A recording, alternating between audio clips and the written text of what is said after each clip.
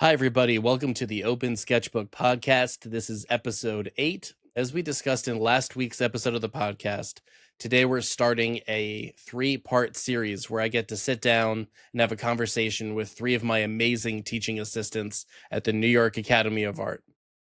Today's episode is with Sarah Annesley. I've been so lucky to have been able to work with them for the last 7 years, which is, it doesn't even feel real. That's such a large amount of time. So stick around if you want to hear some amazing insights on framing your work for presentation, how to protect and store your art affordably, how to transport it affordably, and to develop a process-oriented approach to your creative practice. Once again, this is Sarah Annesley. Hey, Hey, Sarah. how are you? Good. Thanks for taking time out of your super busy work schedule to be here. Thank you for taking time. You're all so busy, and I'm really happy to be here. It's an honor. Awesome. Yeah, I feel like we're all really busy now. Like, It doesn't stop. we both have multiple jobs. You are, I mean, you're doing really cool stuff as far as like running a whole team and dealing with like mounting artwork and everything that's entailed with like the production side after the art's made, which I really want to talk to you about. But before we get to all that really interesting stuff, normally I always say like, I first saw your work, this year, that year, here's what it was, tell me a little bit about it. Yours is kind of a default because I met you when you were a student of mine at the New York Academy of Art in their CFA program, but I don't remember what year because it's been a long time. I think it was fall 2018. It was when I first met you in your anatomy class on the first floor. That's right. That's when they had me on the first Yep. floor. That was when, who was my TA at the time? Was that Yeah, that was Toby? Toby. Yeah, so that's Toby Hall. Yeah. Phenomenal artist and human being. Great. Yeah, that was a really fun year. There were a lot of great people in your class, and the faculty largely has grown but not changed that No, much. it was such a good program So too. Like working with you and Dan was awesome for the drawing, like half of that program. It was really wonderful. excellent. So yeah, so that's when I got to know you and got to see your work and got to work with you really closely for about a year in the classroom as a student. But at the time, and still to this day, I'm teaching in the CE program at the New York Academy of Art on Saturdays. And I needed help one day and asked you. And then I don't think you've left since No, then. no. I'm pretty sure you invited me to one of it was like when I was a student in the CFA and I was like asking you about cross hatching and you were like, you should show up this Saturday. Like just show up. And then I just kept like being like, how about this Saturday? And then I would like bring a coffee. And then I just kept and but then yeah, officially afterwards it was really cool to be there. I don't know. I'm very blessed to have been kept around. I'm glad that I've been helpful and been able to be there. I would go as far as to say is you're an absolute asset to the success of the Um, course. I think it's generous, but um, thank you.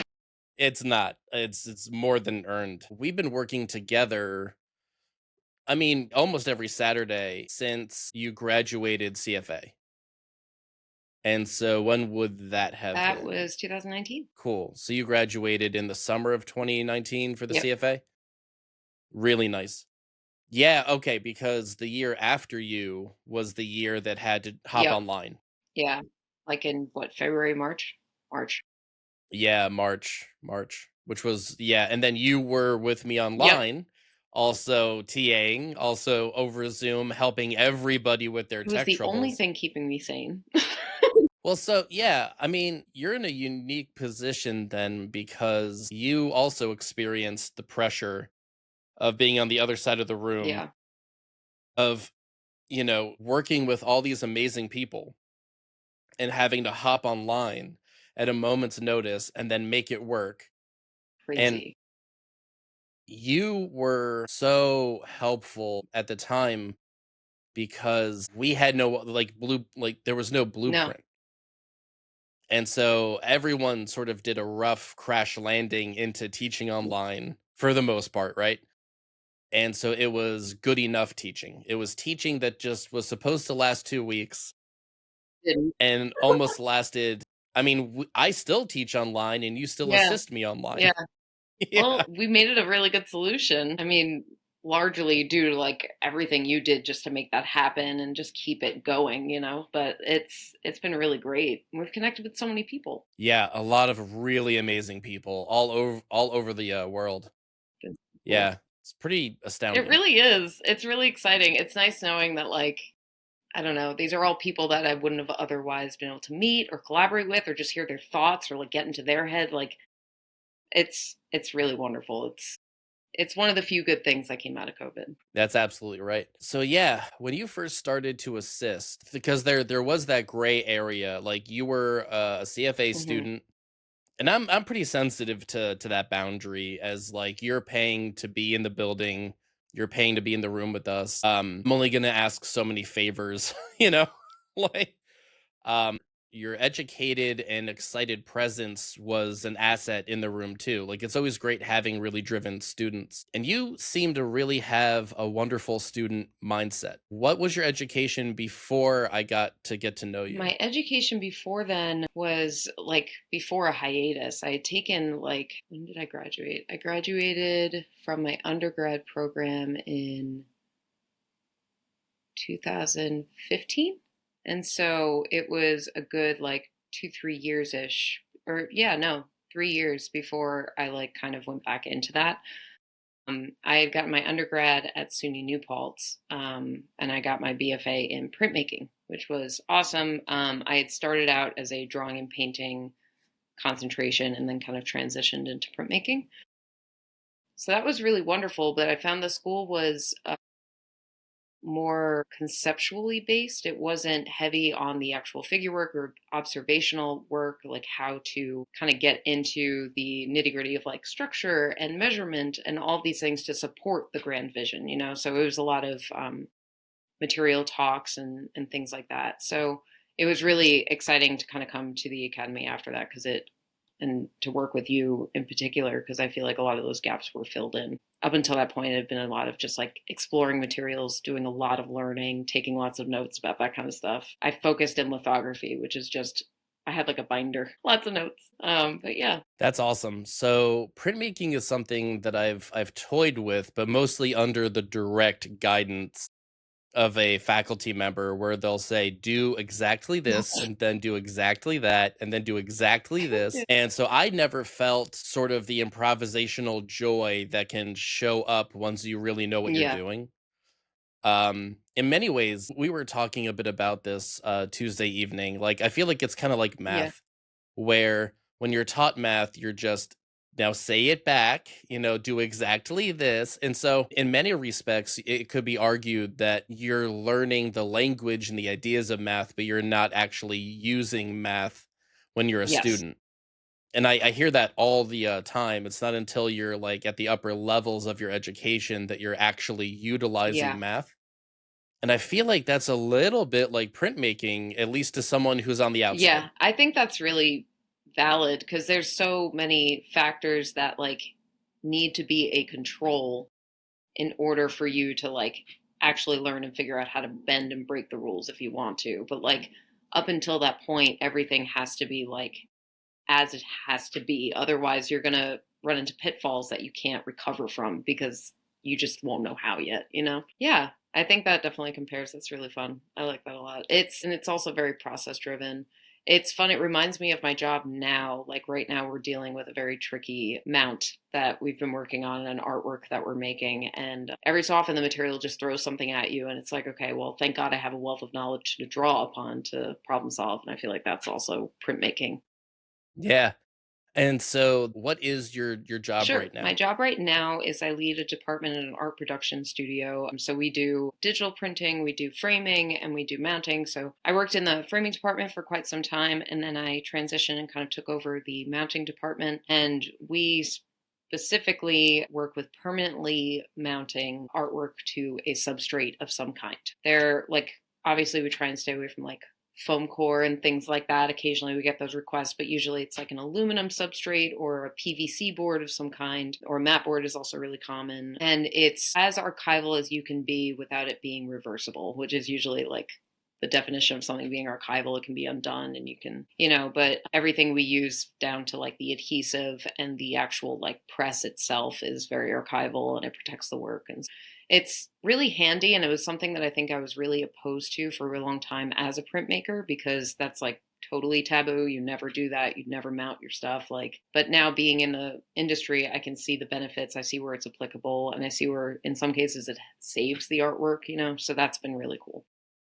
Yeah, one of the things I remember in grad school when I was a student, I had a peer who was doing these incredible drawings on like butcher Mhm. paper, and everyone was saying like you're putting hundreds of hours into these drawings, and they were really big, but they're just going to fall apart. They're going to crumble, they're going to crack and literally shatter over Yeah. time. And the solution was to mount them. And so even though they would crack and break over time, all those Yeah. pieces would be glued. And so the image would stay. Maybe now it has an interesting Right. texture, but Yeah. at least it's It's all still there. an Yeah. image. Yeah, and I think about that often. Like where's that border of how important is working archivally? And if you're a student who can't afford anything but like cheap masking tape Right. or paper that isn't acid free, like that's not pH balanced, or you're using, I don't even know, non-light fast markers. Yeah. I always recommend that people make that leap as fast as they can, to something that will last, even if they're just learning, because you're going to want to look back on your early Oh, yeah. efforts and see how far you've come, and you'll have kinder eyes. And Exactly. I don't know, like where do you stand with that as far as typical practice? And like, I guess the second part to this question that might be more applicable to everybody is, what's your biggest recommendation for an adjustment that we all might not realize is critical, but that everyone might be getting wrong? Yeah. Because I feel like I'm probably doing something wrong. You're pretty good. I've seen the way you frame your work. It's very nice. Good job. A plus. No. I think you framed the last two pieces of mine. um, but I think okay. Well, the biggest recommendation I have, which was like a shock to me when I first got into framing, was that you never want the glass touching anything. So, like, if you have your artwork floating on a mat board, do not just pop it into a frame up against the glass. Over time, I mean, like, frames are the best looking suit of armor you can have for an artwork, but like the environment is still going to get in there and do things over time. And so things will stick to glass, especially if you're using something like a museum glass, which has a physical coating, which is what protects it from UV rays. That can stick and, do terrible things over time. And we're talking many years. It's not going to be like that if you've had it in for 2 years, maybe even like 5, 6, but you're talking long term, 10 plus years. It can be risky. It's so easy to avoid. Just put a mat on it. If you want the paper to show, put a paper reveal.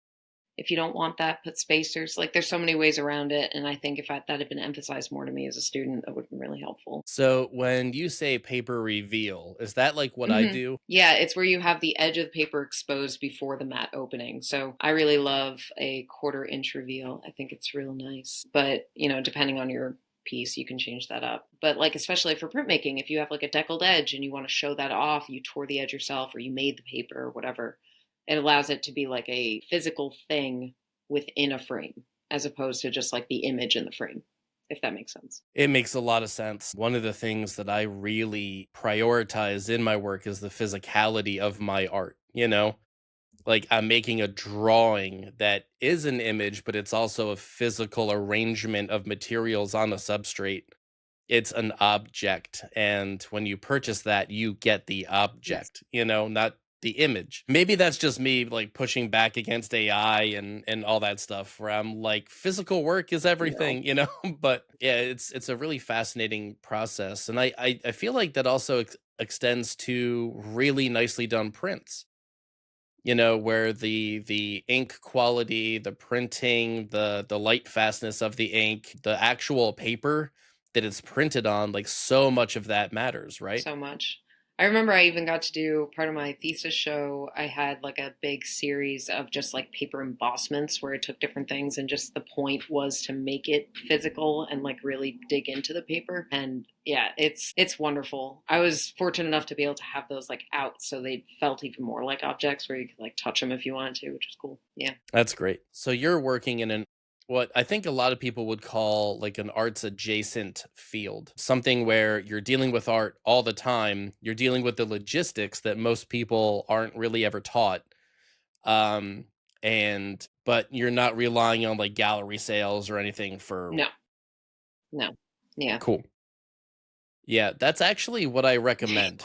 You know, like the first like decade out of your education, I really encourage people to not make your art sales your food Hmm. source, you know, I think it would have because shorted me out. It would have been like too much pressure for me right out of like I mean, even just as like a student at the CFA, I felt like I had to marinate for a year and then I was like, "Oh, I know how to apply all this now." Like it's clicking, you know? And if I had put that pressure of like creating income with my work before that had kind of happened, I don't know. It would have been nightmarish. yeah, it's a lot of pressure. And I think it's enhanced by that feeling of, oh, you're going to art school, oh, you're taking art classes. What are you gonna do with that? Which, as you know, is one of my least favorite questions to ever be asked. I feel like there's no other way than to be offended by it, you know, because it's like you're appreciating a nice sunset. What's that sunset gonna do for you? You know, like your soul doesn't Yeah, matter, 100%. right? Yes. Yeah. Oh my god. How's everything gonna help your bottom line? You know, it's like I also like to read poetry, thanks. But it kind of brings up an interesting question because you've had a number of art Mhm. adjacent jobs and you know a lot of people in art adjacent Yeah. jobs. And again, I don't know if that's the best term, but it's the term I think I'm that's fair. using. I'm not offended. Good. So what are some other arts adjacent jobs that you think graduates might not know about? Because I had no idea that, you know, you could work with a production team and like part of your job would be mounting things for major Right. Yeah. exhibitions. Um Art handling is huge. I have to collaborate with so many incredible art handling teams, but there are art shuttles that will, you know, they have like a route throughout cities across the country and they make stops and you have to book a schedule and all these things, but it's a really great solution aside from like creating and shipping if you don't want to spend all that money to do that. And they're really professional. They'll do inspection checks on site at both locations, so pick up and drop off and all this stuff. We have couriers even throughout the city. We have one person that we work with who literally just shows up on the train. He just picks up small things from our shop. And so he'll just go throughout. He's really cheap because it's just him going on the trains, public transit.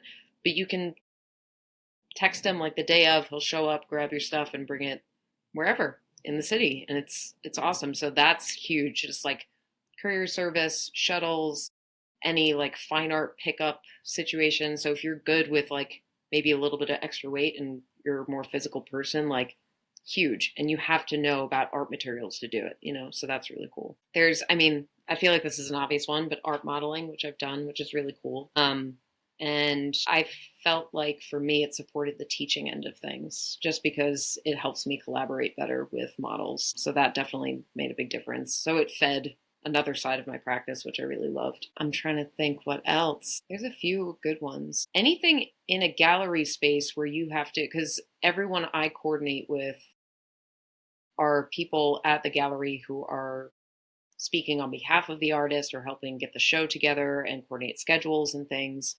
And it's amazing how many people I have to collaborate with on that end to make stuff happen. So it's these are big teams of people. It's not just one person running a gallery, you know. And so there's the financial end, there's the like, you know, getting labels and documents and arranging that kind of stuff. There's so many sides of that. So it's easy to kind of get a foot in the door in that way too. Yeah. I'm trying to think what else. I mean, if you get into framing and you work at a custom place, if you are good at painting or staining wood or woodworking, you can finish frames and do that. I did a little bit of like the more carpentry end of that for a little bit, and that's really cool. And that I just love because I learned so much about wood, even just from my limited experience, because I wouldn't say that's my like dominant trade in framing. But like you learn so much about how it works and how to make something support it. Yeah, really wonderful. And also just colors, like how to get that to work on natural wood and what will scratch, what won't, like what can you clean, what can't you clean, that kind of thing. That's really, really cool. Yeah, I'm always so impressed by how artists will take like a tertiary interest that they have. Like, I'm a painter, I deal with the figure, but I do like color mixing. And then all of a sudden they find themselves working for like a major painting company that paints exhibition spaces, or like you just said, with a framing place where they're like actually finishing the frames or fixing damaged antique Yeah. frames. I had a friend for a long time who was working on do you know those? Of course you do. Those antique Dutch frames. Like there's nothing else like them, and there's nothing else like that lacquer that Hmm. goes on them. Yeah. And so they were working that out for a long time, and I was like, if you have any extras, Yeah. For real. you know, Man, like I so would cool. love some of those frames. So would my studio mate David. But yeah, so it's the other thing that I noticed was if you're a good writer, Hmm. if you know how to talk about art, if you know how to write about art, there's a lot of copywriting opportunities. And I feel like a lot of artists don't really understand like marketing. And so they hear me say copyright and they go, you mean like trademark and all that stuff? And it's like, no, writing sales copy or writing like going over someone's art bio or writing art reviews or exhibition reviews, or it's so necessary because it's genuinely difficult. And so all of those things are art tangent that I think could be really helpful for people that are like, well, what do I do now but Right. also get some money and still have time to make Exactly. art, I right? mean, I even worked in an art supply store for a little while, and that was cool. You get discounted art materials, feed your practice that way. Like that was great in a pinch, and I loved having that too. Yeah, I mean, I think that's one of the best things you could do as a student and as a recent graduate is work in an art store that's really good. Get those discounts, get the experience of real understanding of materials. Also, just get to learn how wild other Yeah. artists are. I learned a lot about materials just from people who would come in and like they would have their preferences. And I was like, well, tell me more. Why? Like, what do you like about these paint markers that I've never used? Like, why do you like them? Yeah, totally. I've watched you over the years really find your way into concepts with process. Like I see that you're very, very gifted at, and I'm sure gifted's not the right word because it's definitely a skill that you worked at, but reverse engineering an outcome and then sort of figuring out your way of Mm. tackling it. And I've noticed when you walk around the room and assist people at the easel that comes Well, out, that's cool. I'm glad it's you know, where it's sort of like, oh, you're doing this, but I would do this, and then that. And here's how, then you actually are able to show them in a very quick way, which is just something really cool that you've built that confidence up in the Thank you. classroom. Yeah. It was hard to get there. Well, have has that idea of like reverse engineering an outcome and developing a process or working out a strategy, has that always been a natural thing for you? Because I noticed it when you were a student in the CFA program too. Yeah. I was that kid on math tests who, like, if I didn't remember the equation, I would just try and figure out one that worked. It usually wasn't that far off. But yeah, I think so. I feel like aside from it just being like helpful, it allows for new connection and like new like relationships within a strategy or within a process. You can link it to other things, or you find like an unexpected outcome and you're like, oh well, I can apply this to this other thing a little bit, which is really cool. Yeah. I feel like it's a tactile way of learning, which I feel like has always been my speed. Like I need to get into it and just try and figure it out. So if I can throw a few different like directions at it, like that's even better. We'll figure out which one's most effective, which one isn't. Yeah, that's really great. Yeah, I could definitely see you as a experiential learner where the theory and the practice need to shake hands for a Yes. while, Yeah. because you're really wonderful at soaking up Mm. vocabulary and you take a lot of really good notes. Your sketchbooks are beautiful, and the way you take notes and how you play with the notes and composition, like that's always really fun, and Thank that's you. great to see that. So yeah, did what question do I want to ask you? You only have one more um and then I'm going. I think I'm having trouble coming up with like a very specific way of asking this, because your transition from being a student in the classroom to now having complete ownership of the space where there's a lot of confidence, but like if something goes wrong, you know exactly what That's to fair. do, how to Yeah. fix it, where things are, and there is that sort of experiential authority that you have because you've been there a long time now, and also you're a phenomenal draftsman who really knows their Thank stuff. you. You know what I mean? And so like that's there too. um that transition to me felt smooth and Mm. obvious, but I worry that's like watching someone's hair grow, where like you just kind of notice it at the end. You're like, oh, it's longer, that was Yeah. so smooth and easy, right? But, like, for you, how was that transition going from being on one side of the classroom and then starting to transition to the other side? It was, I think, really tricky. I feel like it honestly, I don't feel like I believe a lot of the kind things you just said now, but I think it took like only recently is that like kind of clicked where I'm like, oh, okay, I am like, I can just talk to someone with their work and say something and it will likely be helpful. And like, I'm not intruding or anything like that. I think for honestly, like, because what it's been about 7 years now. I think for the first 2 or 3 years, I felt very intimidated. And there were often times where I was like, I shouldn't be talking right now, or like, I can't because I just didn't feel confident, or I didn't really actually think that anything I could offer would be helpful. And that was kind of just me working it out for that period of time. And then after that, I feel as though I started seeing that, like, I would see the payoff. I started like noticing the payoff with students more. I feel like I was able to get out of my head a little bit and I was able to actually see like when something clicked, when someone was like applying it and getting excited about it. And I was like, oh, that's great. That's good feedback. That means I'm on the right path here. Like, that's encouraging. So, like, getting the proof. And then now I feel like the last couple of years, it's been just me like riding that wave a little bit and just saying like, okay, well, maybe we'll try something a little different this time, or like maybe we can push outside. Like, I'm trying to be better about demoing for students, like on their page. That's kind of been my like self-assigned task for this session, which I don't think I've been doing too much so far. So that's a good reminder. But I want to be a little bit more active with that. It was so clear to me that, like, you're more than ready to teach your own courses, and you have taught your own courses, and I heard that they're great. But I think in many respects, the pandemic was like when we all had to go online. It was good for you in the sense that you were able to support with the tech. Yeah.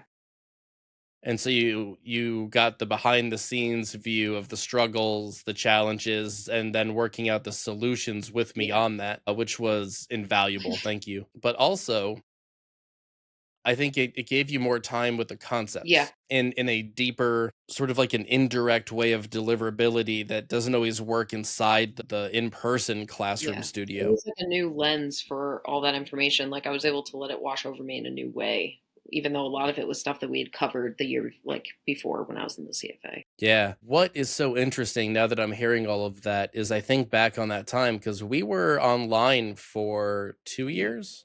Yeah. Yeah. And so I think a lot of like, okay, now we're back in person. I think that 2 years online, it gave you a lot of time to focus on the content, like the concepts, the theory, a lot of good like critique. You're really good at critique, but I do think that time at the easel and time in front of the crowd with the pencil in your hand, that wasn't coming up at the same time at the same level.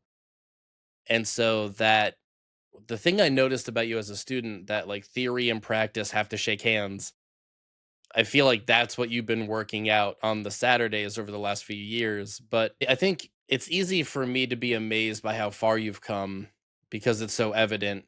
But again, I think it's hard to recognize when you're in it.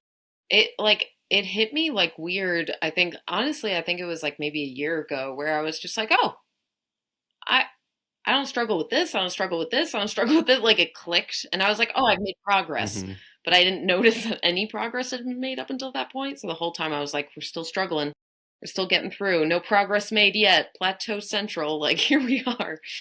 And when I was like, "Oh Yeah. no, this here's the evidence. Here it is. Like you have actually improved. Like that's cool." Yeah. And do you feel the same way with your personal work? Like, is that sort Mm. of like that self-evident growth? Is that something that's easy to recognize for you in the moment, or does it take hindsight, or like what does I that think look it's even like? harder than the teaching stuff, honestly. And I think that has to do with also like how self-critical I've been about my work for many years. And so I think I've actually gotten better at that too through teaching, which is great. But I remember like going through periods with my work where I'm like, I am plateauing like no one's ever plateaued before.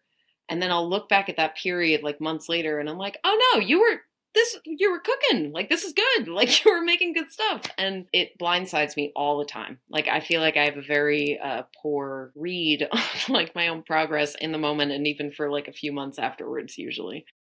But which is fine. It's nice, like a nice little surprise every so often. We take it. Like it's all good. Yeah, I feel like that's actually very common. I feel like that's a very common part of being an artist. And the way that the art world is set up or established, the self-branding, self-marketing, like you have that fake it till you make it sort of like front and center, right? Where everyone just goes, "Well, we're all gonna do that, okay?"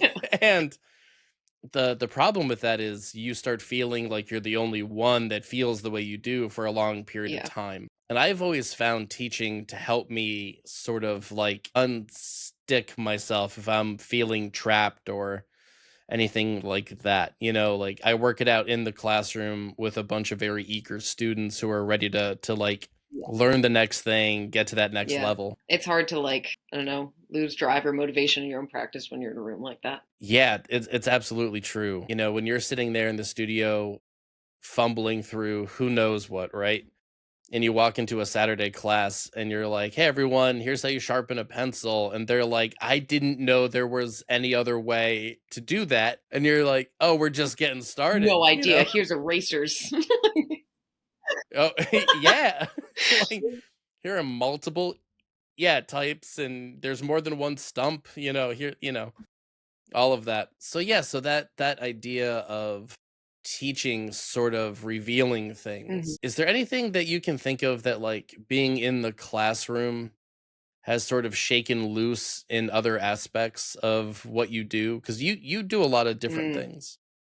yeah. I think, well, so kind of tied to what I was just saying, I've noticed that it gives me a more objective lens into artwork because now my focus has shifted into like, is this successful or is it not? To more of like, okay, well, what's really working and what maybe isn't working the way we want to and how do we improve upon it. And so it's always like with a problem there's the secondary like what's the solution. It's no longer just this is a problem. And so I think that's been really helpful for me in my practice because I often was a little masochistic and I would look at my work and be like, "Oh, it's not working, you failed," and like that was the end of the discussion. And it was like, well, start over and try again. But now it's like, okay, well, Hmm. let's actually quantify, give names to like what is has value here, what maybe could be doing more for it. And like, how do we get there? Because maybe it'll help in the classroom, or like, why are you treating yourself worse than you would your students? Like that kind of thing. And so that's been really cool. I think that's been like the biggest impact on my practice. I feel like I have a more objective eye. But I think clarity has been something that I've been thinking about a lot more because of teaching too. I spent the last couple years trying to be a little bit more disruptive with some of my drawing tactics.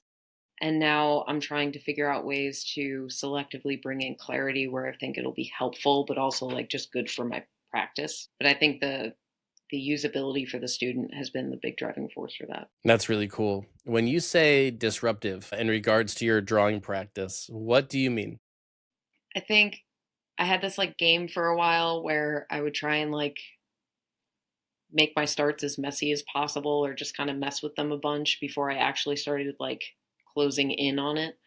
Um, and so it was a lot of like, okay, we're going to go at it with line and then we're going to smudge most of it out. We're going to just lose it, but then support with a different painterly mark and then maybe bring back some of the architecture and just so it was constant just like wrecking everything you'd just done a little bit, but keeping what you wanted, but also losing most of it still, so it felt really disruptive, but it was really fun and it helped me be a lot more less precious, which is needed, I think. I think sometimes I'll get too tight. So it's been helping a lot with that. That's really cool.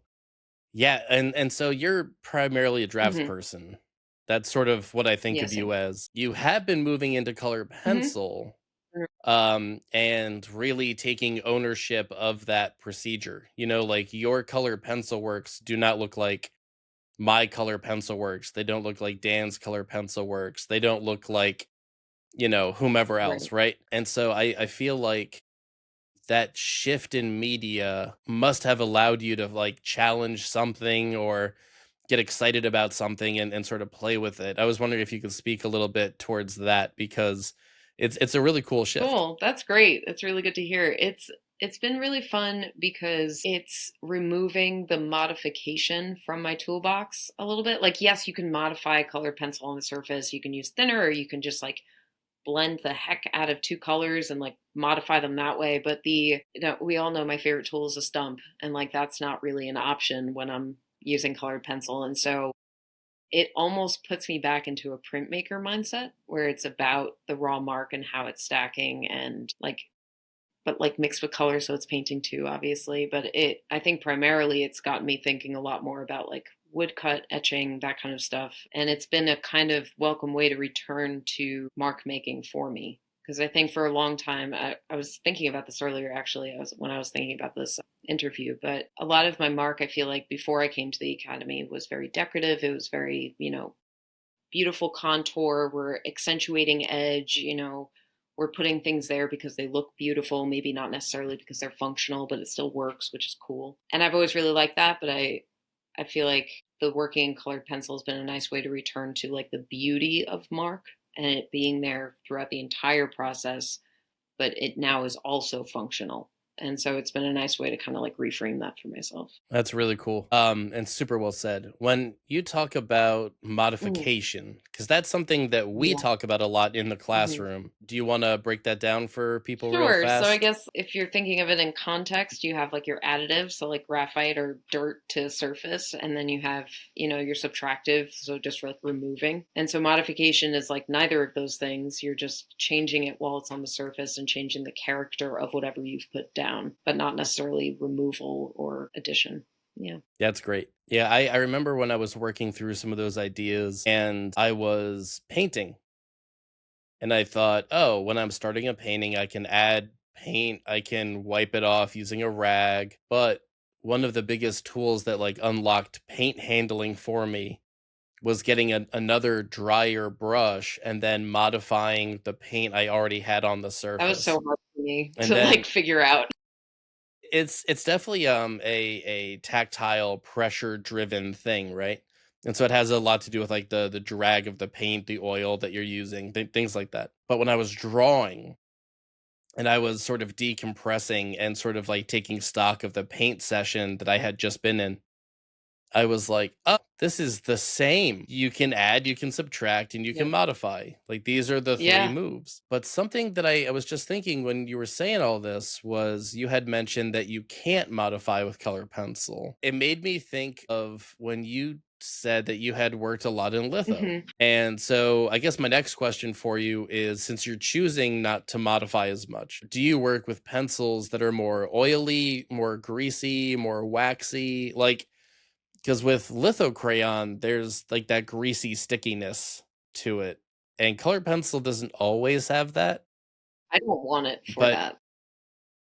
yeah, that was gonna be my next question was like, are you seeking out a printmaking feel or are you aggressively trying to avoid that? I'm avoiding it because I really love the feel of colored pencil for what it is, and like when it's waxy, the way it stacks, the way it blends, like that's really cool. And I also just love the way that feels on the surface of the page.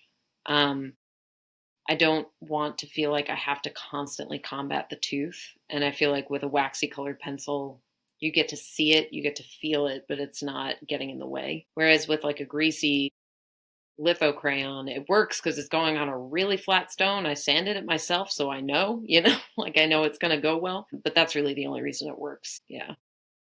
That's super interesting. Most people will, like, if they have experience with litho crayons, they'll bring them into their other artworks. They'll bring them into their drawings. I think of like Richard Serra and folks like that are like, I need something that's blacker than black right now. What I can I would want a use? litho crayon stump, like a stump that's dedicated to just picking up that. I would totally use that in a drawing, I think.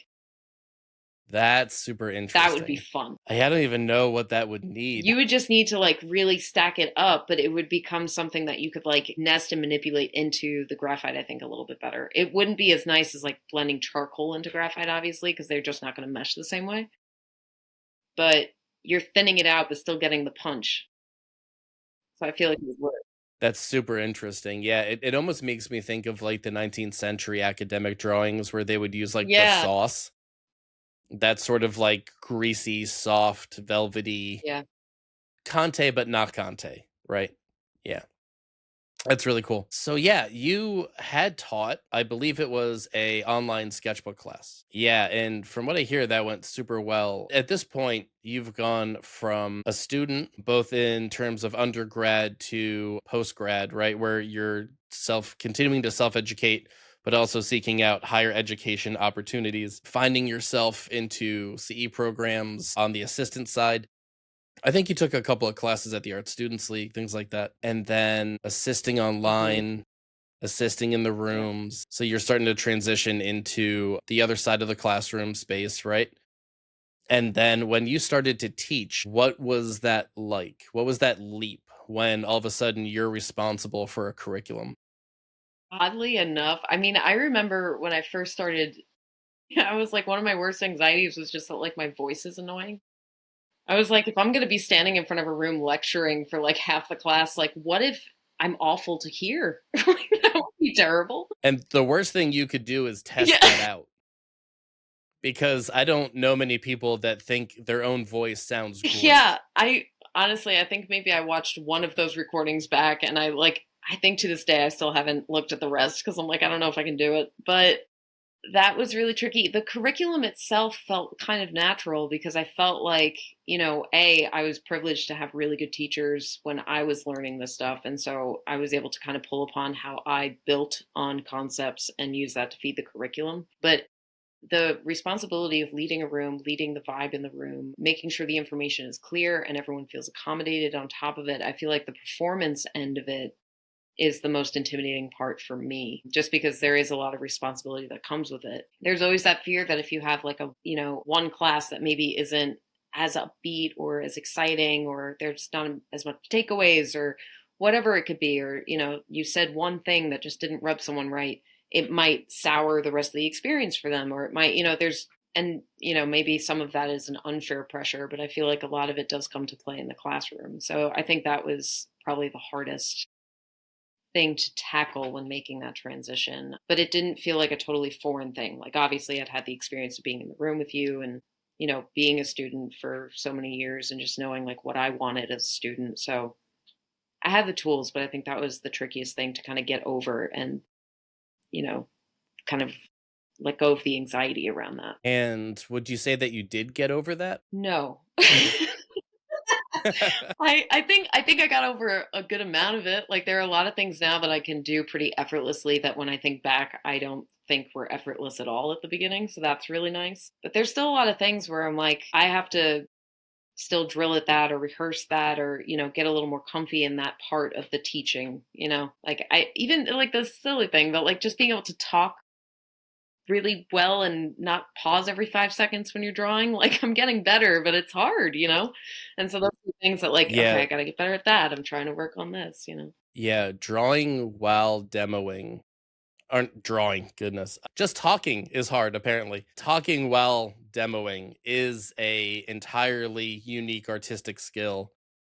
And it does get easier, but it's always a back and forth. It's always a bit of a challenge. I, Yes. I think some of us are better than others, and it's always a fascinating Yeah. experience. Yeah. It's fun. I definitely for myself have, probably too much confidence, but a lot of that is coming from having everything gone Right. wrong. Well, once it's all gone wrong, what do you got to worry about? Yeah, because you're still hired, you still Yeah. get to show up the next day and try again, and you're like, well, the kids turned out fine.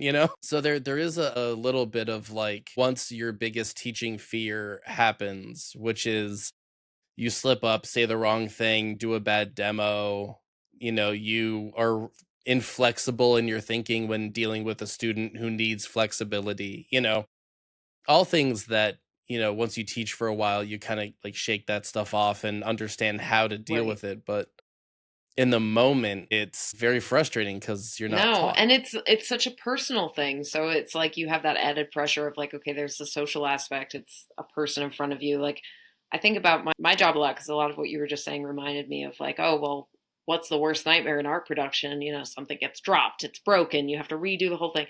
It's happened so many times at this point. I don't even bat an eye anymore. I'm just like, all right, what's the next step? Cut a new one. Like, let's go. And it's like, you remind yourself like art is art. It's not life or death. It's just we'll figure out a problem, solve, and do it. But with teaching, you're dealing with like people, and when you have that anxiety on top of just like, okay, this is new, and I don't know what the biggest problem looks like yet. It's challenging. It absolutely is. That being said, you're very good at it. There's an ease that you bring to the easel when you work with the students, and it's fun hearing you talk about these things because I feel like a lot of our students are gonna hear this and go, really? Because yeah, I mean, there's a I think at the end of the day, you're absolutely, and when I say you, I mean all of us that have reached that point, we're able to hang our performance on a concrete support of knowledge and experience. And so no matter what, at the end of the day, we're able to say, like, the song and dance can be whatever form it takes, but these are the two things you need to do right now, Yes. student, to help your work achieve your goal. And it's been fun watching you be able to navigate that quickly and very efficiently. I think even some of our students have said, when you walk up to the easel and within 10 seconds you have a solution for Yeah. me, and I don't think that was there on the No. front end. So that's really It's really exciting. cool. I feel like again, like it's been the best thing to be able to get concrete, like in real time feedback from a student that like, oh, this helped, this changed the game for me. And I'm like, that's so good because when you spend like your first couple years assisting and teaching, you assume that like maybe you're not hitting it each time and like maybe you said something and it just didn't land and they're not going to walk away and use it. But now it's like, okay, now I have like actual lived in experience of like, that is happening. It's good. Keep doing it. Don't like not speak up because you think maybe it's not worth it to. So that's been helpful. Yeah. That's fantastic. I just want to take a quick minute to advertise two awesome online courses I have coming up this summer that start really soon. So if you want to spend the next 3 months working both fast and slow with me online, you're going to want to head to theopensketchbook.com and check out the courses section. I'm bringing back sketchbook development with our quick sketch summer.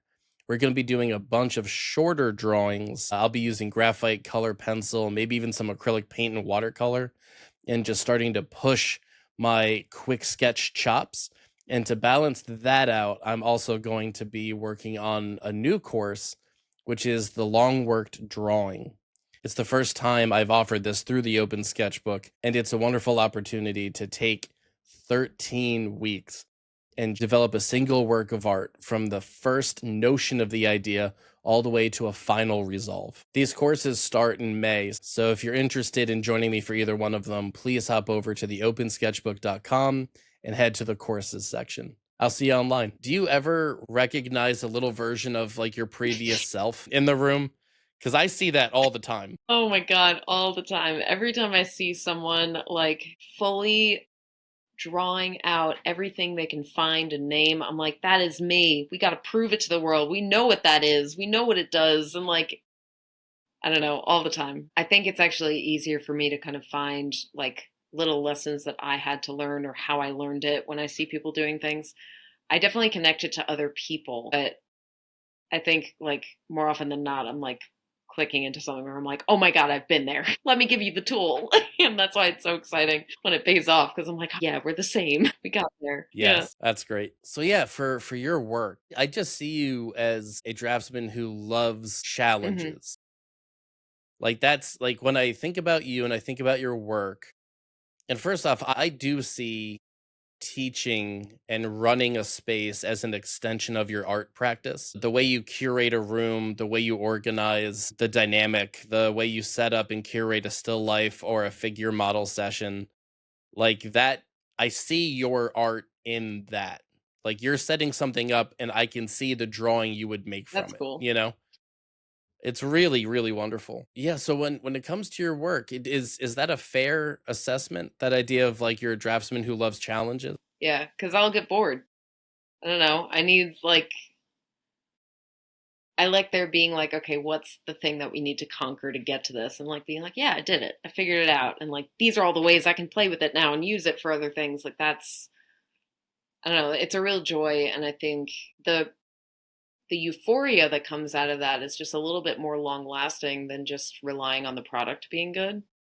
Like if you make a nice image, it's like, yeah. But if you like solve something or you like conquered it, it's like, yeah, well, I'm gonna ride that wave for like a month now. I'm gonna feel like I'm the best. It's gonna be great. Yeah, I remember that feeling of solving a technical problem where no instructor had kind of walked me through that pathway before. I was wondering if was there a piece that sticks out to Mm. you where that Oh, that's occurred? such a good question. I feel like the 6H drawing. That was one of them I was gonna think about.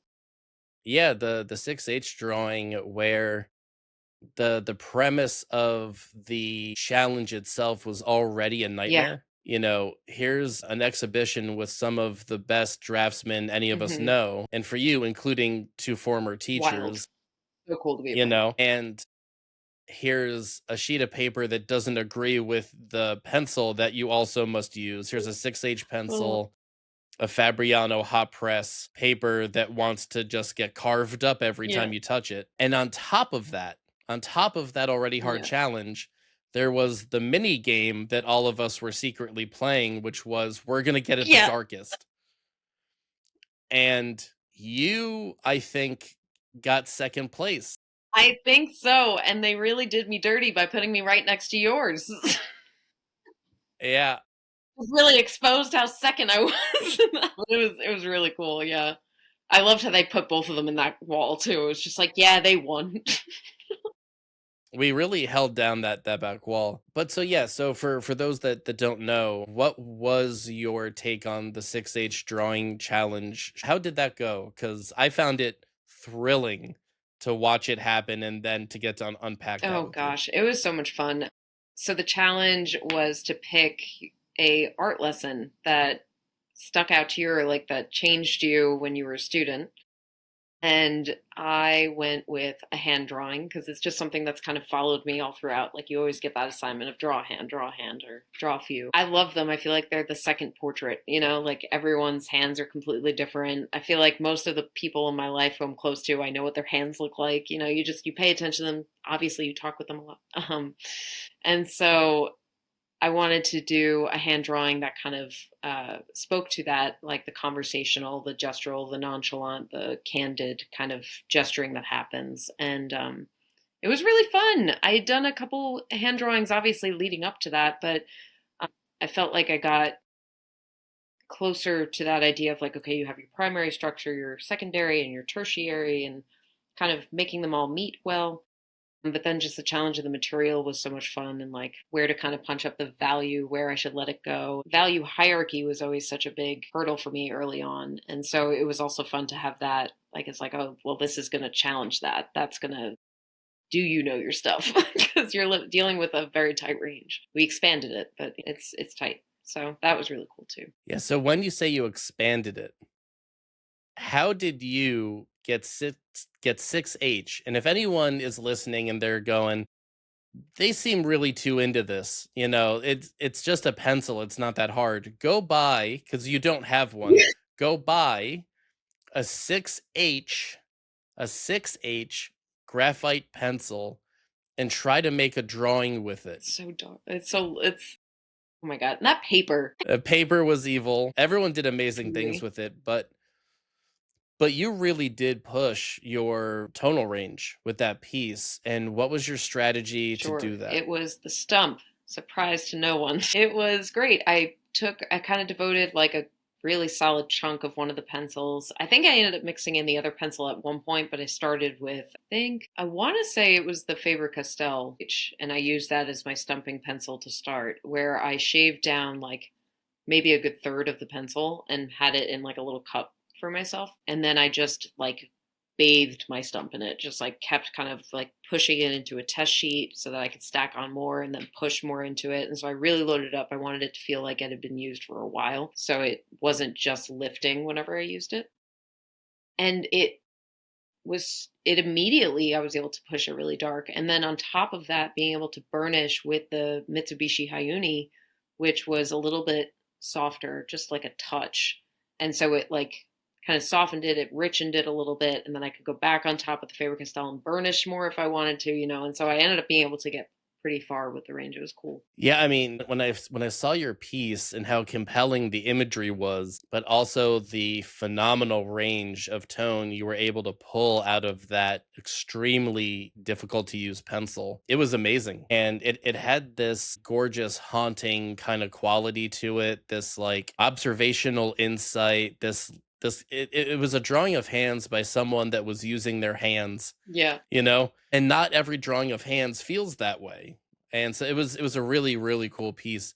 And yeah, you just rose to that challenge in such a profound way. It was was really great to be cool. a part of. All those drawings were so great, and it was so cool to be up on a wall with you and Dan and all these folks and connect with all the artists there. So it was a real privilege to be a part of that. It was a blast. So for your other work, you also are really great at doing self-portraits. You do a ton of self-portraits. Why is that? Well, it's a very clunky question. It's fair though. But When you look like that, why are you doing so many? Can you explain to us? No, it's I started when I was really young, like when I was like in middle school and high school, like I was just doing my own like cartoons and things, and I always was using, like, I would run over to the mirror, take a pose, and be like, oh, that's why that arm isn't working right. And then I would run back to my desk and try and figure it out. And so that idea of self-portraiture has always just kind of been ingrained, where I am my own reference. If I need something, I can get it in that moment. It's immediate. That's really helpful. And then there's also the thing of like, well, if you make a really weird drawing out of it, you're not going to offend your model, which is really cool. So you're not dealing with like feelings. It's just like, yeah, we're just going to mess around with these shapes that I know and work with every day and see what happens. So I think there's just a lot of freedom. It's kind of, you have a control element for it, and then you can push and play with other things, and you're not worried about like, okay, well, can I draw this really complicated gourd? Like, is it even within my ability? It's like, nah, it's something I do. We can do it. that's really cool. You had mentioned just now this idea of like, I know these shapes and it's me, it's not a figure model, so who cares? But you are or have been a Yeah. figure model in all accounts, like a really Oh, great thank you. one. What for you is the difference in posing yourself for a figure session for other artists versus composing yourself for your own work? That's a really good question.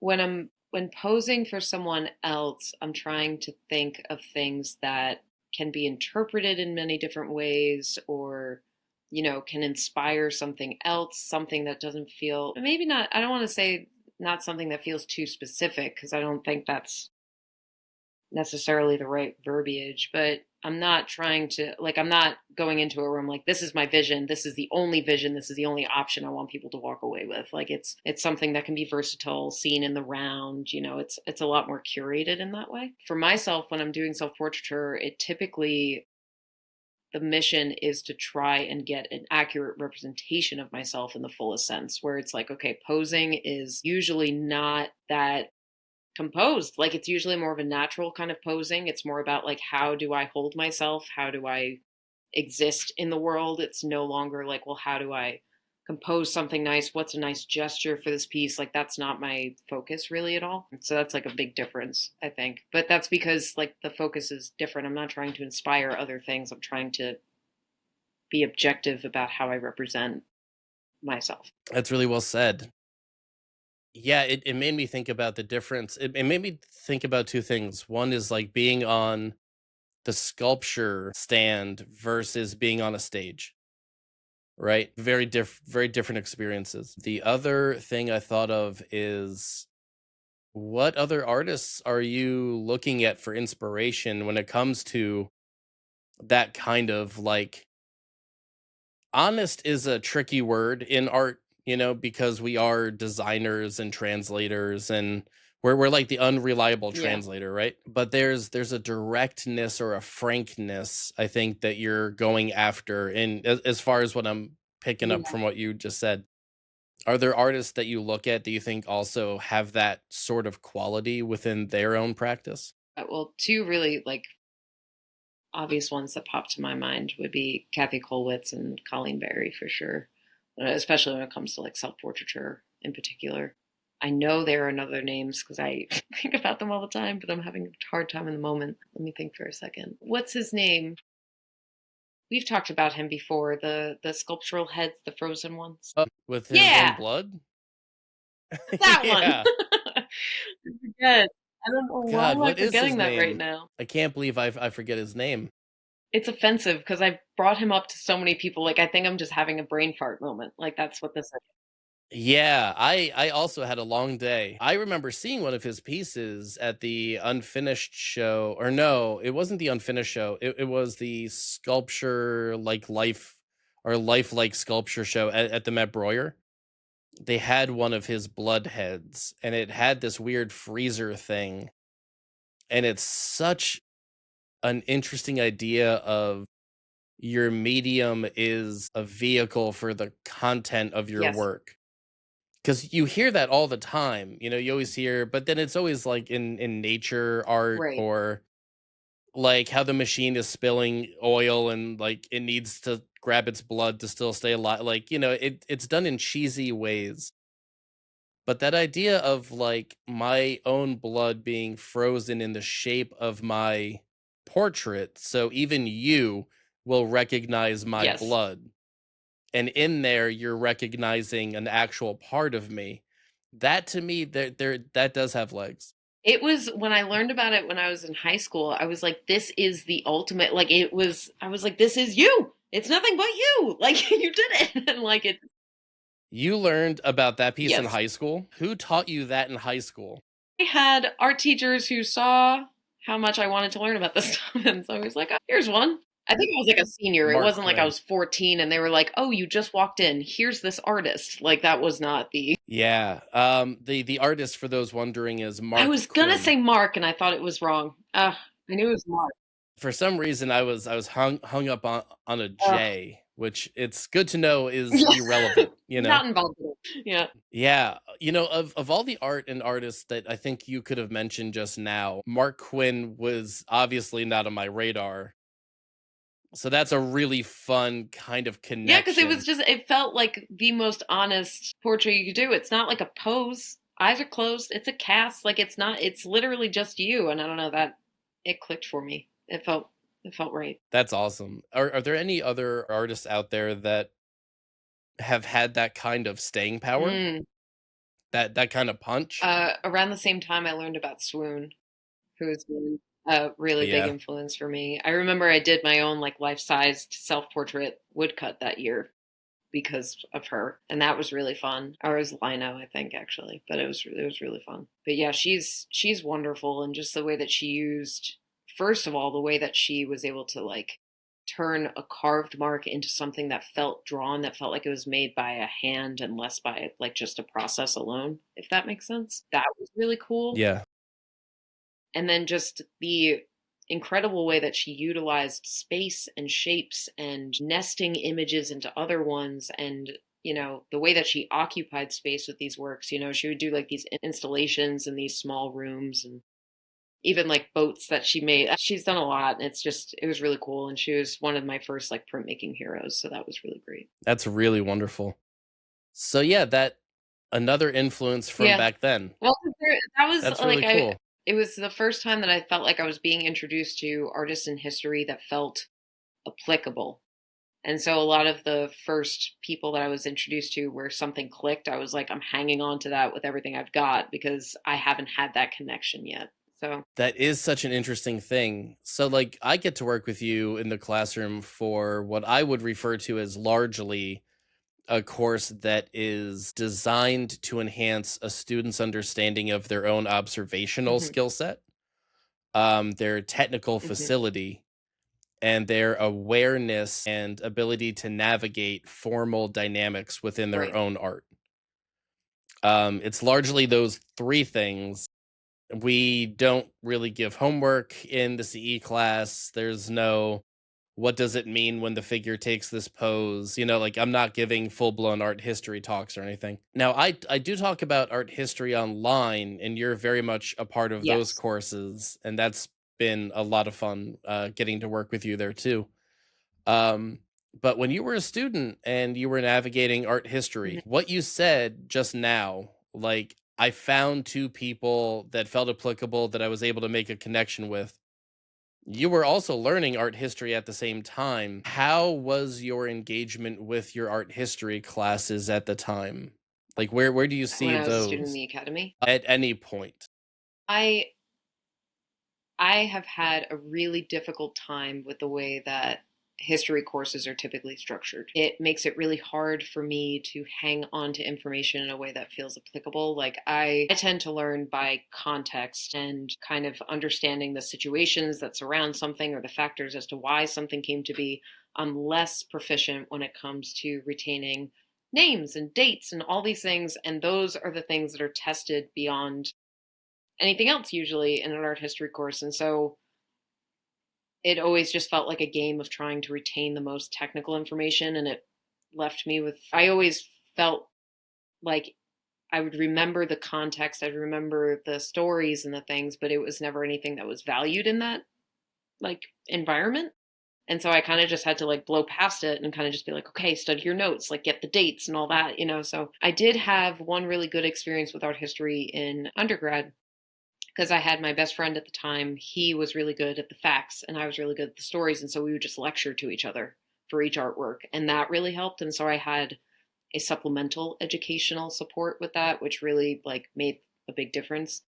I really like the way that you teach it in the online courses because I feel like it promotes understanding via comparison and connecting, artists to other movements and, other techniques or association with a concept and then bringing up artists that support that. Like that feels natural and it sticks with me a little bit more. So that's been really cool. That's awesome. Thanks. I love that idea that you all that time ago were still learning by teaching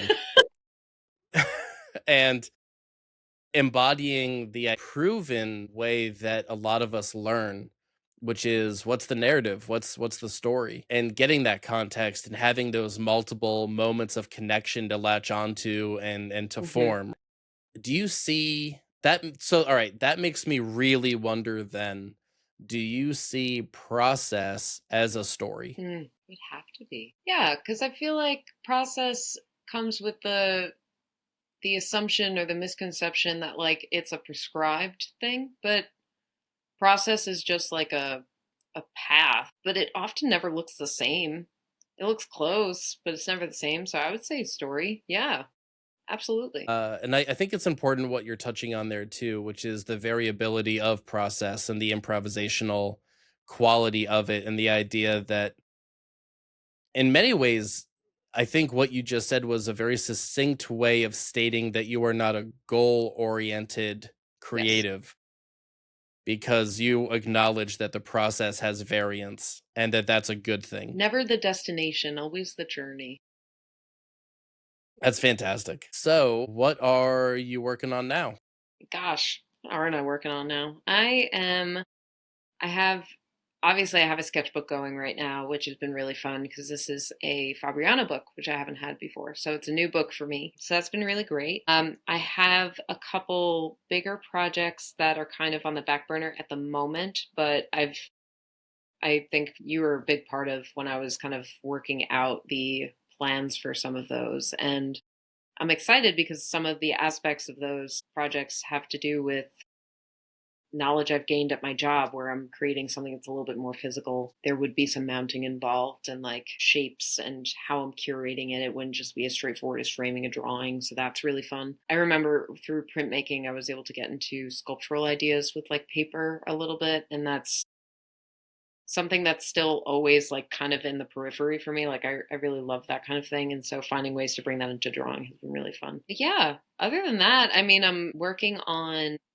setting up a better balance for my practice. Like that's been my big goal for this year is trying to figure out like, yes, I've been in art analogous fields and that really works well and it's been doing great things, but I'm trying to figure out if I can even finesse the balance a little more and make it so that I have even more room for my practice and can I lean on my practice a little bit more um, for what I want to do. So I don't know if that counts as what I'm working on, but it's something that's been on my mind and I've been working at. So I think it absolutely counts. I think in the same way that when you stage a still life, you're drawing the still life, you know? And so when you're beginning to curate your schedule, when you're figuring out and recalibrating your own creative habit in order to satisfy a need for more time, a need for a different light or change of pace or different view or just to accommodate a subject, right? It demands creative insight and forethought. And that in itself is a part of the practice as far as I'm I concerned. like the way you think then. Makes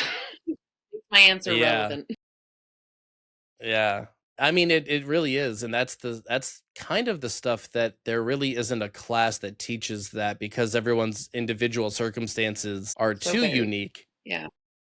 And so it's hard, if you don't have a mentor, if you don't have like a strong group of peers to sort of bounce things off of, it's like how do you get outside of your head if you need to solve that? And it's always really tricky. You do a lot of writing, I've noticed, yeah, to kind of work out plans or ideas or notes. Have you always been a note writer? Yeah, I think so. I think my intentionality with them has definitely shifted more than the actual presence of them. Like I think earlier on in my work, I had used it kind of as a way to just like jumble through feelings and inspirations and kind of organize like themes that I thought might fuel like a future work or whatever. But now I find that it's a lot more about like if I have an insight, recording it for myself to hang on to for later and hopefully bring more forward. Or if, I have too many thoughts going on, I'm using it to actually organize and, you know, clarify what's on my mind. So there's a little bit more of a less, I don't know what the word is. It feels like a little bit more of a data driven note taking as opposed to it being like a little bit like sometimes it's more emotional and frilly or it's just, fodder for the page and now there's like intentionality with it. That's really cool. Yeah, one of the bits of advice I got early on was give everything a job. Where someone would, because I just be like, well, I got all these tools. And they'd be like, well, what's the job of that pencil? And I'd be like, what are you talking He's an about? accountant. Yeah. And it's like when they say name your shapes, you're like, James, Bob. And it's like, no, like it looks like your dog or that's a banana. And so it's a little silly at first, but it helps you to be mindful of how things can function, right? And so that idea of intentionality, I think is really Yeah, crucial. it's made a big difference. Um, and it sounds like an answer that a manager of a team would have. The idea of like, all right, we're all overworked, we're you know busy. how can I engage with the most intention to be as clear as I can be for my team, for my Yes. people, for my All the students? time. I have a couple of questions that I think you are uniquely positioned to answer for Hmm. students who are just kind of emerging and into sort of that second phase of like the artist thing, which is showing your Yeah, work. It's so hard because it's so expensive and there's so many things out there and there really isn't any really helpful resources. Like there are tips and tricks and stuff, but there aren't like a lot of actually helpful resources. Um so if I can put you on the spot sure. for a second. Um if a student was going to take part in an exhibition with only one artwork, they got into a group show. I have a couple of scenarios for Okay. you. If it becomes too much, Okay. tell me. But let's say one of our students got into a group show. They're very excited, but they've never framed artwork before. They were told it has to be framed with a wire Hmm. backing, and they don't know what Hmm. that means. They have very limited funds because they had to pay a lot of money to even get curated into this show, right? What would you recommend a student on a really tight budget who's naive to this part of the challenge? Like, what would you recommend to them? Yeah, sure. So I would standardize as much of it as possible for yourself because it makes it really easy to get alternate frames or alternate glass or anything like that. So if your drawing is a non standard size, figure out the next standard size up and then get a mat cut for it. If you go to like even like a Dick Blick or something and you go in and you say, I need a mat board, cut, if it's 4 ply, it'll be pretty cheap, but and obviously depending on the size, maybe it'll get a little pricey, but generally you can get a mat just cut for yourself for like 30 bucks or something, and you can just now pop that into any ready-made frame that you can get anywhere because it's now the outside size is a standard size. And the mat board keeps the glass off of your artwork. So even if the frame has some like not so great plexiglass and you're going with that, or if you're going to put in your own new glass and do that, glasses off the artwork. We love that. It's archival. And you've now spent maybe a total of like 50 bucks. If you have like an 18 by 24 drawing, if it's something that's like small and minute, you can get away with spending like 30 bucks. But I find that getting a mat cut professionally, especially if you're new to that sort of thing, ends up being a little bit more cost effective than buying the sheet and then making a bunch of miscuts and then having to buy more because it's not something that's easy to do and it's not something I would recommend someone who's like new to the game and maybe trying to save some money. That was going to be my very next question. When you brought that up, I said, I know that a lot of people are going to think that DIY, let me, and some of my former art students, they don't even buy a mat cutter. They just go, I have an X-Acto blade and you cannot do that. It instantly Yeah, looks no, wrong. it's no good. Would you say that it's fair that there is a language, like an assumed vocabulary that already exists in the world of art presentation? Yes and no. Sometimes language differs from shop to shop in a bigger way than other times. I will say, like, everyone has their favorite jargon or their favorite like language, but I would say so. Yeah, for the most part, with that little exception. Yeah. So for the student walking in not knowing anything to a shop, what would you recommend they look out for so they don't get upselled on things that they just literally can't afford, but they once again, these students are prime for being victims Yeah. of Right. commerce, you know? They'll always try and sell you on the plexiglass because it's shatterproof. It's true.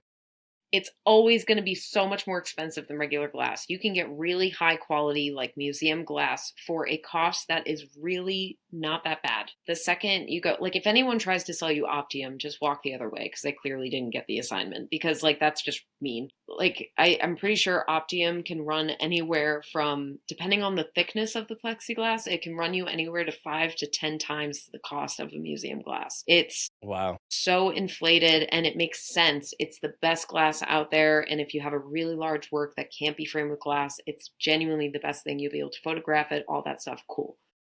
But glass is always the best option as long as you don't have like pets that are going to be running around the house and might damage it. Or, if your gallery is okay with glass, just go with glass. You'll be able to photograph it, it's good for the work, and you genuinely will save like hundreds and sometimes thousands of dollars. So that's a big one. The other thing, I think that might be the major one. I think also just knowing that, like, if you can't afford a really nice frame now, get nice fixins for it, because you can always just buy a nicer frame for the piece at a later date, especially if it's like a standard size. Like, it's easy enough to say, like, okay, I'm going to splurge on the matte cut and the glass. I don't have $300 to spend on a molding this time around, so I'm going to get something cheap. But maybe next year I'm going to put in the money. I'll spend $300 on a nice frame, but now I don't have to worry about the glass or the mat or anything. So, like, sometimes you can do framing in parts that way. Like, don't feel like you have to do it all at once. There are ways to, framing is meant to be reversible. So you can always break it up how you kind of assemble it. That's great. If someone was in the next tier, right? Like, let's say they were curated into a group show, but there's only 3 artists. They're one of them. It's a small exhibition Okay. space. Let's say maybe even they're taking charge of their situation, and it's 3 friends that found a space, and they're putting in 5 Each. pieces, right? Yeah, five pieces each. And so for this hypothetical young artist that's just starting out, right? What would you say they should budget? And I know that this is unfair because there's a lot of circumstances that you can't account Of for. scale of the pieces? Well, why don't you just kind of ballpark it a Okay. little bit? Because anytime I think of like younger artists, I tend to think that they're probably working anywhere from, very intimate scale of like 8 by 8 all the way up to sort of like high mid size. So like 24 by Yeah. Okay. 36, Budget for the whole show or per person? just for the Okay. one artist. For one artist, if you are framing from scratch, it really does depend on the quality framing you're getting. I would say on the lower end, you're probably looking at, so like, let's say your pieces on average are like 16 by 20. I would say if you're being thrifty about it, you could get away with spending anywhere from 150 to maybe, I would say like 150 a frame. That could be doable. You'd be very thrifty about it, but if you're like getting pre-made frames and you're putting the glass in yourself and all that, I'd say 150 is doable. If you're getting dropping your pieces off and getting them to just frame it from top to bottom, I wouldn't count on, even at your thriftiest frame shop, you're probably going to be spending at least 200 a pop, possibly even closer to 300 in some cases, depending on the glass and the matting style and all that good stuff, or what molding you choose. So I would assume anywhere from like 2 to 3 for that. And if you go somewhere where it's all custom, you're picking everything like down to the wood type, and they're making a molding just for you, and you're getting spacers to match the paper and all these things, like, you can easily spend up to, I would say, like 500 a pop for that scale. Yeah, I definitely think that all of that's very fair and true pricing from my Yeah. experience. That being said, how important do you feel it is for students or emerging professionals to feel that they need to do the super high end? Like where would you recommend someone sort of gauge as like an entryway in? Like, to that level of like curation, you're saying? Like, what would warrant that for, or like, I guess my question is that level even necessary at no, the beginning? not at all. Yeah, I think you can get away with I think something nice for yourself as a student coming out would be to go to like your local frame shop, whether it be like a Michael's or a Blick. Really basic, and it's, again, like, nothing you're getting there is going to be made on the spot. You're looking at pre-made moldings and things, but you can get custom sizes, which is really nice. And usually they have the ability to kind of show you what it's going to look like before you commit, which is really great, especially if you're new to the game. It's just an overall less intimidating environment, and they're not going to run you like a crazy price for most of this kind of stuff. And they do generally have a very wide variety of frames available, which is cool. That's Yeah, awesome. so that's probably what I recommend. But again, still with that, you're looking at like 250 a pop. Now, if so, all of those options are really wonderful because they are collaborating to a greater or lesser extent with someone that knows Mhm. what they're doing. Again, with that mat cutter recommendation, right? It's like we don't recommend you go out and buy a mat cutter because you're going to mess up a bunch of mats while you're learning. I would argue the same goes for frame Yes. making. 100%. So, like, if you're on a Don't tight do it. budget, because you might have to buy the tools if you don't have access to a wood shop, you're going to have to over purchase material. So, when you do make a mistake, you can rebuild or fix.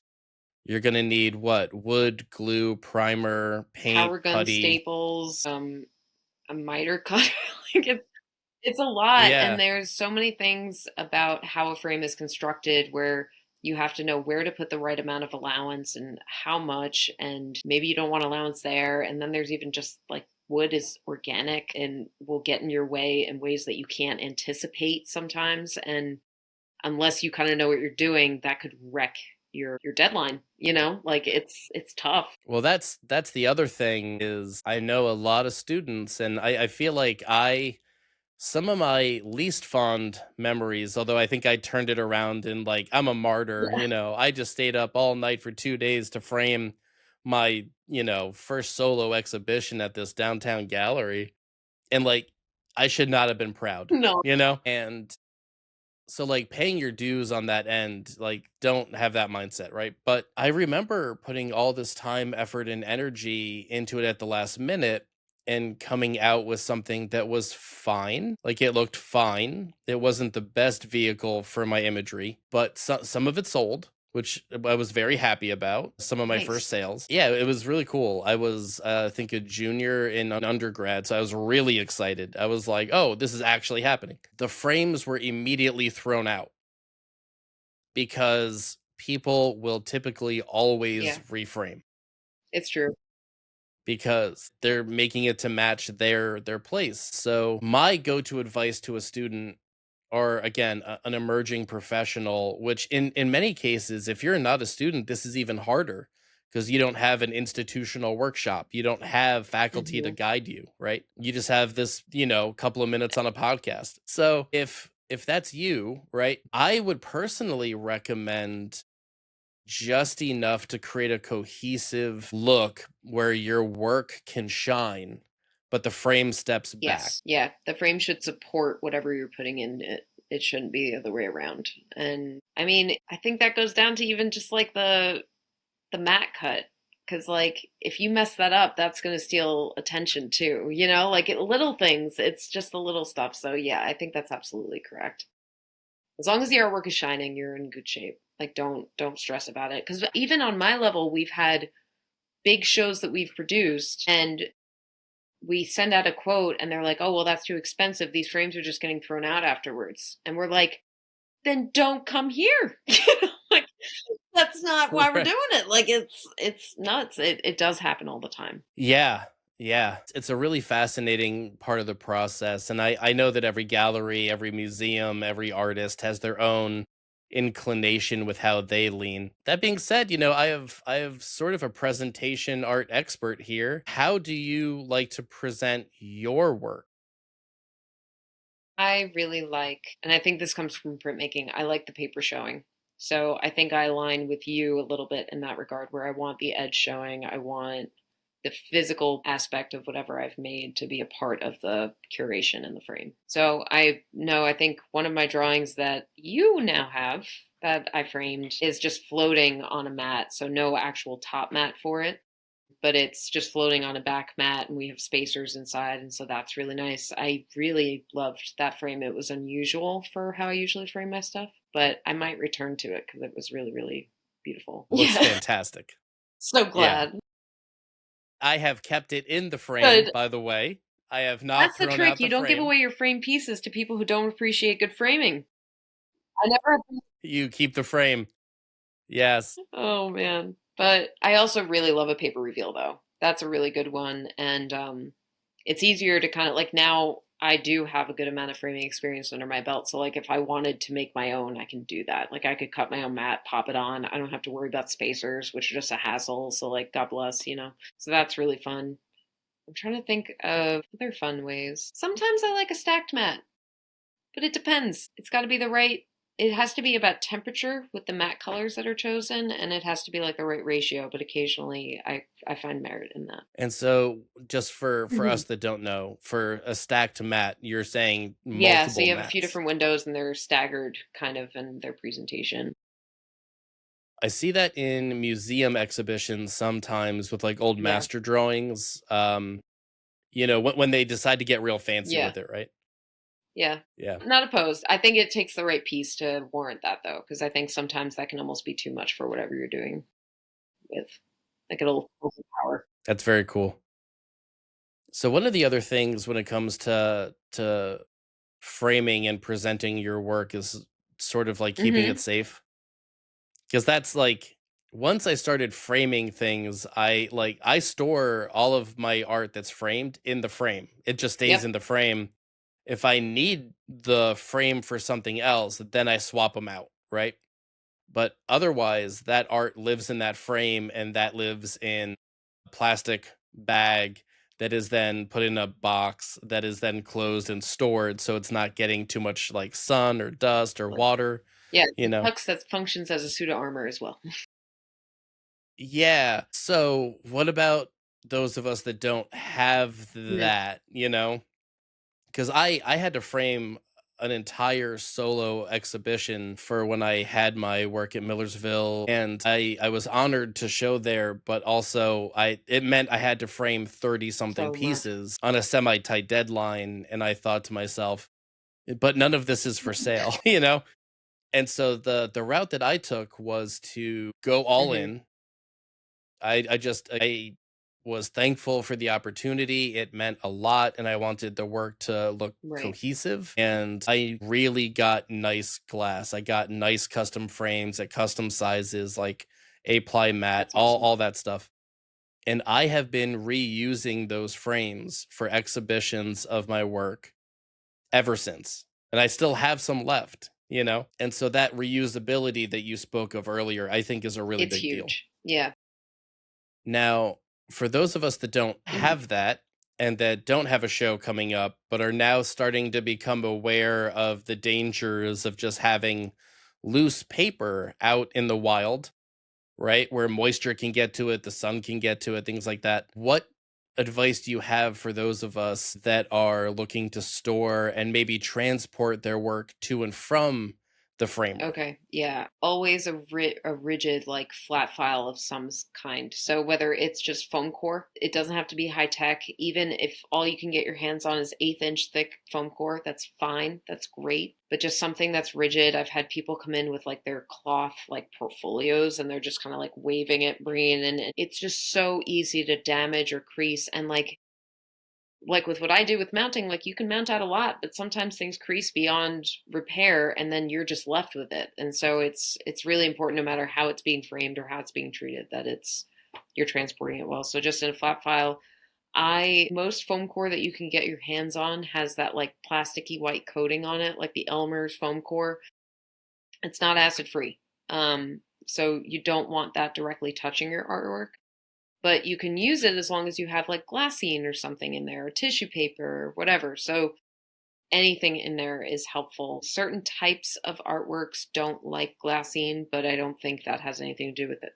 Most of the artworks that like we're typically making, so I won't offer all the disclaimers. So glassine is usually like a really safe bet. Okay, cool.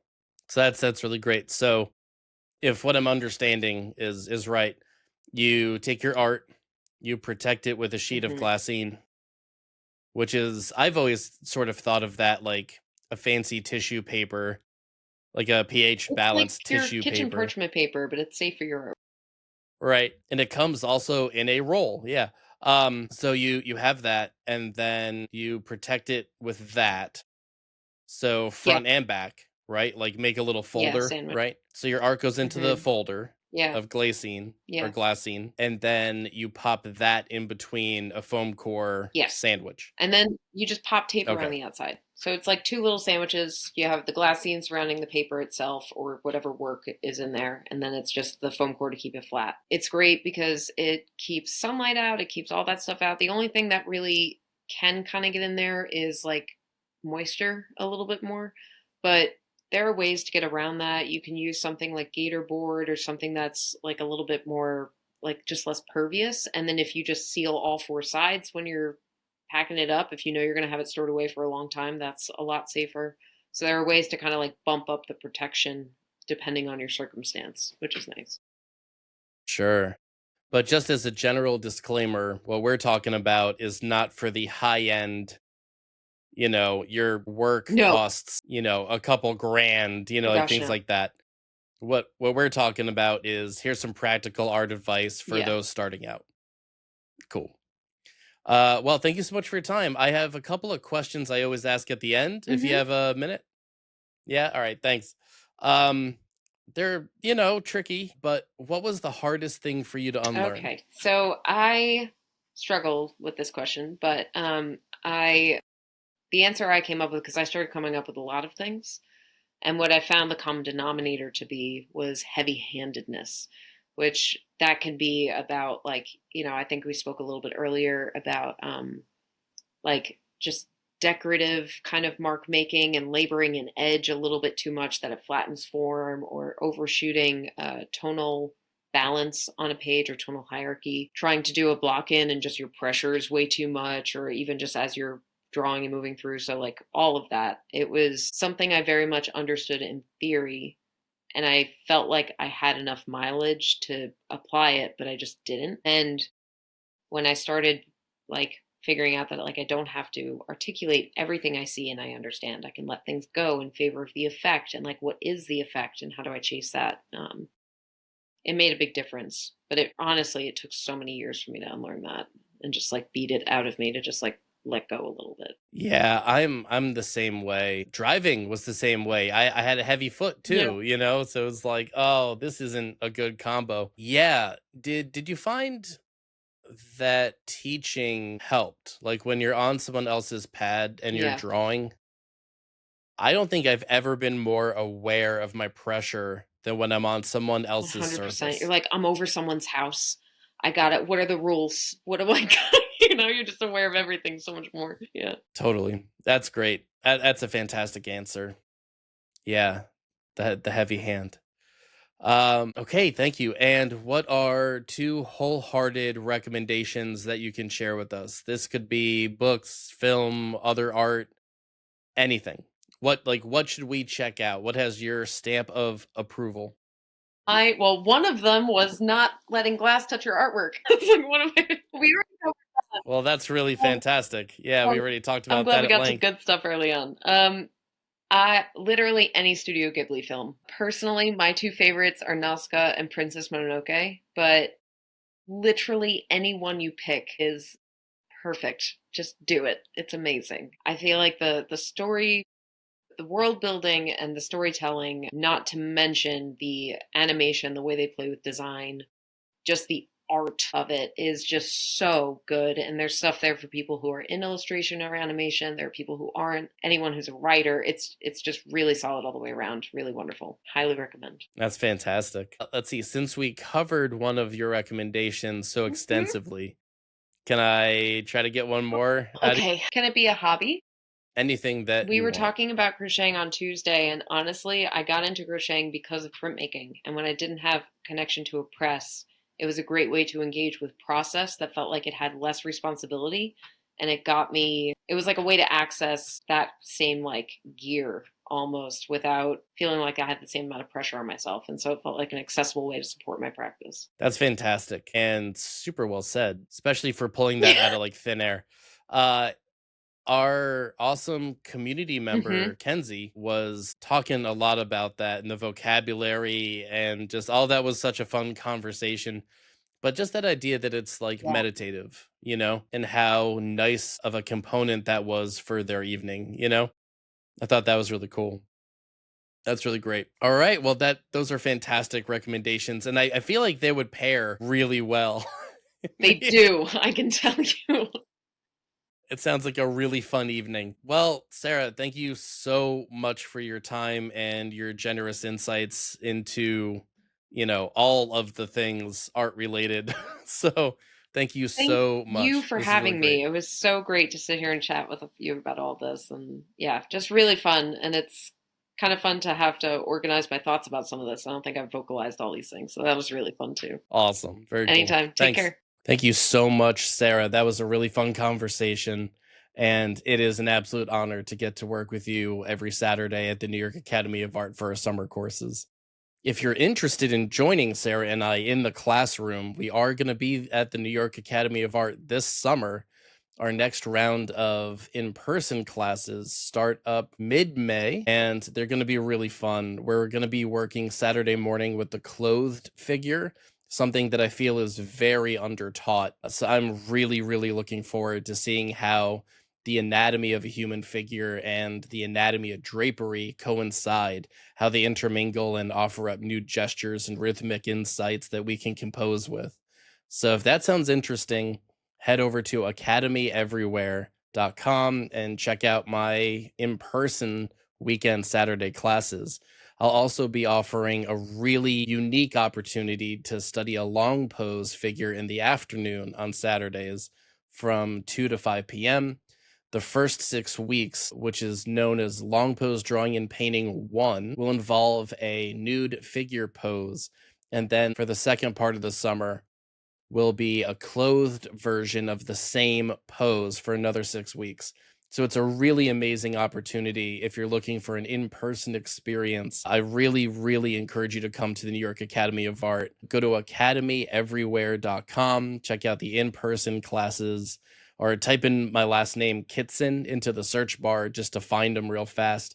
I'll also have a link in the description and show notes for you. But I can't think of any other place that offers a half clothed, half nude pose to study the anatomy and the drapery, same figure, same pose over 12 weeks. So that's a really amazing opportunity, and we'd love to have you. If you want to see more of Sarah's amazing work, you can head over to their Instagram. A link will be in the description and the show notes.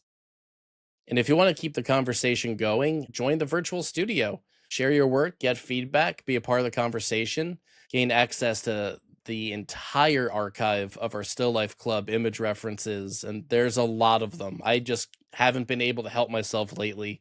I've been taking tons of images. I think this month there's something like 9 or 10 of them. You'll also be able to enjoy all of our podcast episodes in one easy to access area, including the exclusive episodes that are only for virtual studio members. So if that sounds like a good time, head over to theopensketchbook.com and check out the virtual studio membership. You can find it under the community section, but there will also be a link on our main page. As always, if you're watching this on YouTube, like and subscribe, all that fun YouTube stuff. Let us know in the comments. Have you ever had a great experience with a TA in an in-person course? Have you ever made the leap from being a printmaker to a draftsperson? Is drawing your primary means of self-expression, like I think mine might be, as well as Sarah's? Let us know. I read all of the YouTube comments, and I appreciate all of them. Thank you. If you're listening on your favorite podcast app, a review goes a long way, like way more than you think it would, and everyone's been really generous so far. So I just want to thank you all for those reviews. They mean a lot. This is a lot of work, and knowing that there are people out there who are listening and interacting with us back it's really special. So thank you so much. I look forward to keeping the conversation going next week when I get to sit down and have a conversation with another amazing former student and TA, Adrian Brandon. You're definitely not going to want to miss that. He's incredible. It's a really fun time. Thank you so much. Take care.